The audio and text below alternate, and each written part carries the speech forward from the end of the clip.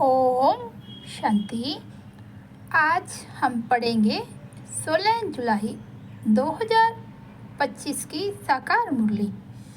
बाबा कुछ ऐसे बोले, मीठे बच्चे, जो सर्व की सद्गति करने वाला जीवन मुक्ति दाता है, वह आपका बाप बना है। तुम उनकी संतान हो तो कितना नशा रहना चाहिए। आज का प्रश्न है, किन बच्चों की बुद्धि में बाबा की याद निरंतर नहीं ठहर सकती है। उत्तर है, जिन्हें पूरा निश्चय नहीं है, उनकी बुद्धि में याद ठहर नहीं सकती। हमको कौन सिखला रहे हैं, ये जानते नहीं तो याद किसको करेंगे। जो यथार्थ पहचान कर याद करते हैं, उनके ही विकर्म विनाश होते हैं। बाप स्वयं ही आकर अपनी और अपने घर की यथार्थ पहचान देते हैं।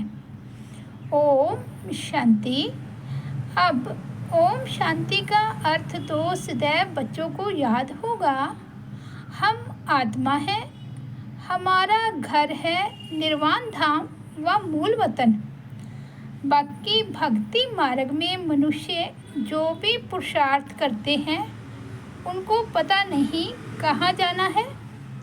सुख किसमें है, दुख किसमें है, कुछ भी पता नहीं। यज्ञ तप दान पुण्य तीर्थ आदि करते सीढ़ी नीचे उतरते ही आते हैं। अभी तुमको ज्ञान मिला है तो भक्ति बंद हो जाती है। घंटे घड़ियाल आदि वह वातावरण सब बंद। नई दुनिया और पुरानी दुनिया में फ़र्क तो है ना। नई दुनिया है पावन दुनिया। तुम बच्चों की बुद्धि में है सुखधाम। सुखधाम को स्वर्ग, दुखधाम को नरक कहा जाता है। मनुष्य शांति चाहते हैं, परंतु वहाँ कोई भी जा नहीं सकते। बाप कहते हैं, मैं जब तक यहाँ भारत में न आऊँ, तब तक मेरे सिवाय तुम बच्चे जा नहीं सकते। भारत में ही शिव जयंती गाई जाती है। निराकार जरूर साकार में आएगा ना। शरीर बिगैर आत्मा कुछ कर सकती है क्या। शरीर बिगैर तो आत्मा भटकती रहती है, दूसरे तन में भी प्रवेश कर लेती है। कोई अच्छे होते हैं, कोई चंचल होते हैं, एकदम तबाही बना देते हैं। आत्मा को शरीर जरूर चाहिए। वैसे ही परमपिता परमात्मा को भी शरीर न हो तो भारत में क्या आकर करेंगे। भारत ही अविनाशी खंड है। सतयुग में एक ही भारत खंड है और सब खंड विनाश हो जाते हैं। गाते हैं आदि सनातन देवी देवता धर्म था। यह लोग फिर आदि सनातन हिंदू धर्म कह देते हैं।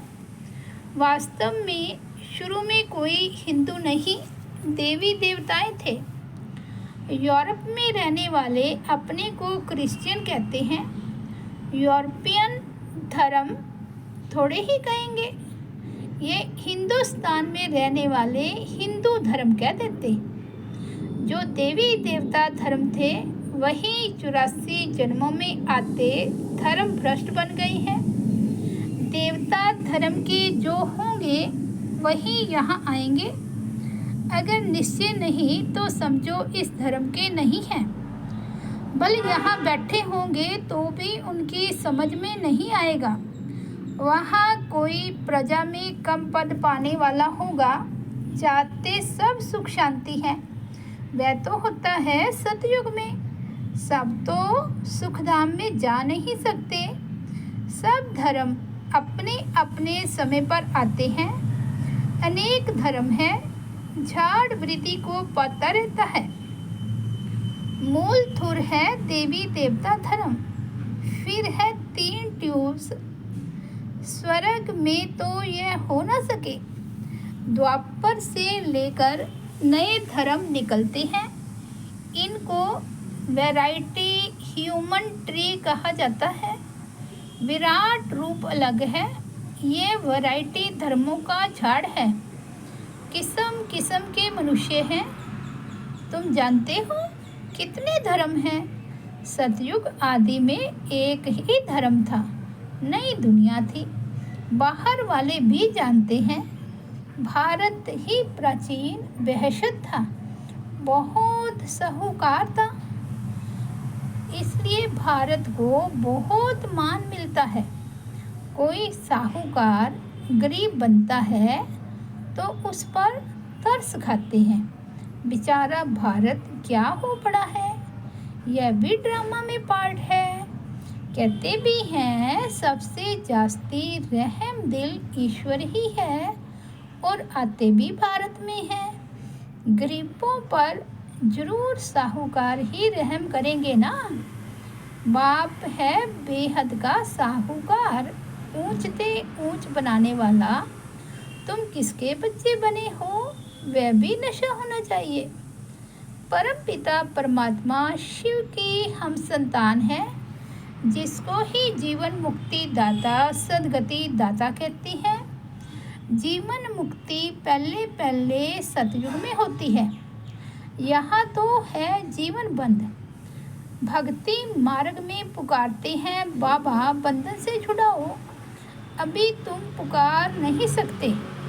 तुम जानते हो बाप जो ज्ञान का सागर है, वही वर्ल्ड की हिस्ट्री ज्योग्राफी का सार समझा रही है, नॉलेजफुल है। यह तो खुद कहती है मैं भगवान नहीं हूँ। तुम्हें तो देह से न्यारा देही अभिमानी बनना है। सारी दुनिया को अपने शरीर को भी भूलना है। यह भगवान है नहीं, इनको कहते ही है बाप दादा।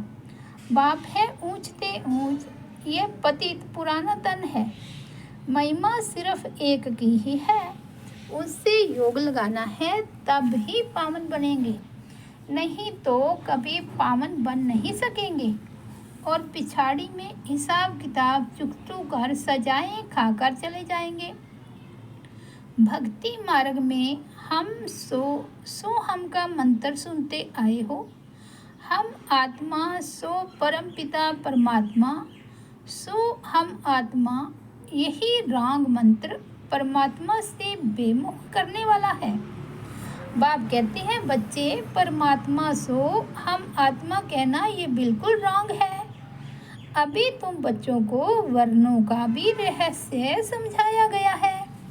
हम सो ब्राह्मण हैं, फिर हम सो देवता बनने के लिए पुरुषार्थ करते हैं, फिर हम सो देवता बन क्षत्रिय वर्ण में आएंगे। और कोई को थोड़े ही पता है हम कैसे 84 जन्म लेते हैं, किस कुल में लेते हैं। तुम अभी समझते हो हम ब्राह्मण हैं, बाबा तो ब्राह्मण नहीं है, तुम ही इन वर्णों में आते हो। अब ब्राह्मण धर्म में अडॉप्ट किया है। शिव बाबा द्वारा प्रजापिता ब्रह्मा की संतान बने हो। यह भी जानते हो निराकार आत्माएं असली ईश्वरीय कुल की है, निराकारी दुनिया में रहने वाली है, फिर साकारी दुनिया में आती है। पार्ट बजाने आना पड़ता है। वहाँ से आए, फिर हमने देवता कुल में 8 जन्म लिए, फिर हम क्षत्रिय कुल में वैश्य कुल में जाते हैं। बाप समझाते हैं तुमने इतने जन्म दैवी कुल में लिए, फिर इतने जन्म क्षत्रिय कुल में लिए। 84 जन्मों का चक्र है। तुम्हारे बगैर ये ज्ञान और कोई को मिल ना सके। जो इस धर्म के होंगे वही यहाँ आएंगे। राजधानी स्थापन हो रही है। कोई राजा रानी, कोई प्रजा बनेंगे। Suryavanshi Lakshmi Narayan the first second third 8 गद्दी चलती है। फिर क्षत्रिय धर्म में भी फर्स्ट सेकंड थर्ड ऐसे चलता है। ये सब बातें बाप समझाते हैं। ज्ञान का सागर जब करते हैं तो भक्ति खलास हो जाती है। रात खत्म हो, दिन होता है। वहाँ किसी भी प्रकार के धक्के नहीं होते। आराम ही आराम है, कोई हंगामा नहीं। यह भी ड्रामा बना हुआ है। भक्ति कल्ट में ही बाप आते हैं। वापिस सबको जरूर जाना है, फिर नंबर वार उतरते हैं। क्राइस्ट आएंगे तो फिर उनके धर्म वाले भी आते रहेंगे। अभी देखो कितने क्रिश्चियन हैं। क्राइस्ट हो गया क्रिश्चियन धर्म का बीज। इस देवी देवता धर्म का बीज है परम पिता परमात्मा शिव। तुम्हारा धर्म स्थापन करते हैं परम पिता परमात्मा। तुमको ब्राह्मण धर्म में किसने लाया? बाप ने अडॉप्ट किया तो उनसे छोटा ब्राह्मण धर्म हुआ। ब्राह्मणों की चोटी गाई जाती है। ये है निशानी चोटी। फिर नीचे आओ तो शरीर बढ़ता जाता है। ये सब बातें बाप ही बैठ समझाते हैं। जो बाप कल्याणकारी है वही आकर भारत का कल्याण करते हैं। सबसे अधिक कल्याण तो तुम बच्चों का ही करते हैं। तुम क्या से क्या बन जाते हो? तुम अमर लोक के मालिक बन जाते हो। अभी ही तुम काम पर विजय पाते हो। वहाँ अकाले मृत्यु होती नहीं, मरने की बात नहीं। बाकी चोला तो बदलेंगे ना। जैसे सर्प एक खाल उतार दूसरी लेते हैं, यहाँ भी तुम यह पुरानी खाल छोड़ नई दुनिया में नई खाल लेंगे। सतयुग को कहा जाता है गार्डन ऑफ फ्लावर्स। कभी कोई कुवचन वहाँ नहीं निकलता। यहाँ तो है ही कुसंग, माया का संग है ना, इसलिए इनका नाम ही है रौरव नरक। जगह पुरानी होती है तो म्यूनिसिपैलिटी वाले पहले से ही खाली करा देते हैं। बाप भी कहते हैं जब पुरानी दुनिया होती है तब हम आते हैं। ज्ञान से सद्गति हो जाती है। राजयोग सिखाया जाता है। भक्ति में तो कुछ भी नहीं है। हाँ, जैसे दान पुण्य करते हैं तो अल्पकाल के लिए सुख मिलता है। राजाओं को भी सन्यासी लोग वैराग्य दिलाते हैं। यह तो काग विष्टा समान सुख है। अभी तुम बच्चों को बेहद का वैराग्य सिखाया जाता है। ये है ही पुरानी दुनिया। अब सुखधाम को याद करो, फिर वाया शांति धाम यहाँ आना है। दिलवाड़ा मंदिर में खूब हो तुम्हारा इस समय का यादगार है।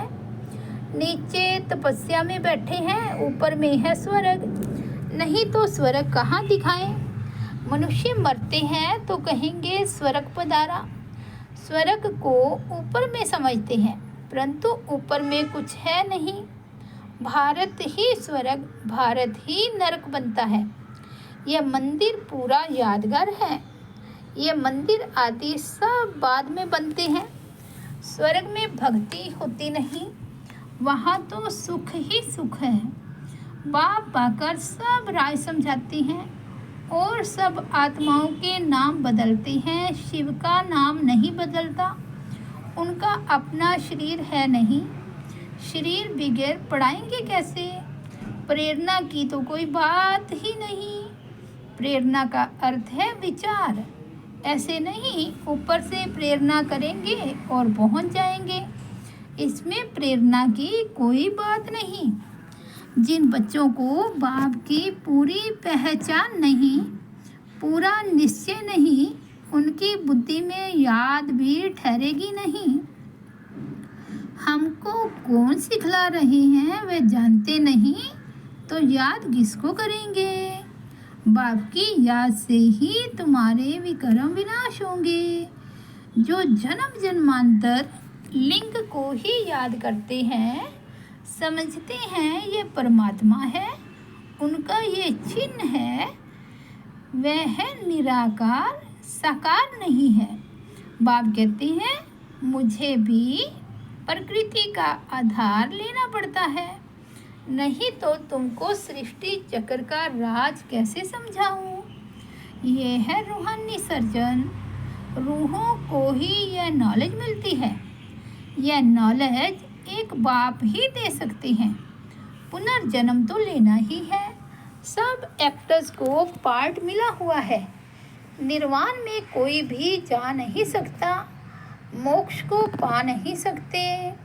जो नंबर 1 विश्व के मालिक बनते हैं वही 84 जन्मों में आते हैं।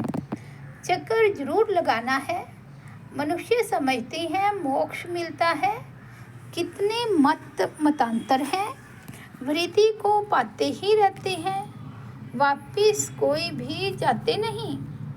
बाप ही 84 जन्मों की कहानी बताते हैं। तुम बच्चों को पढ़कर फिर पढ़ाना है। ये रूहानी नॉलेज तुम्हारे सिवाय और कोई दे ना सके। न शूद्र न देवताएं दे सकते। सतयुग में दुर्गति होती नहीं जो नॉलेज मिले। ये नॉलेज है ही सदगति के लिए।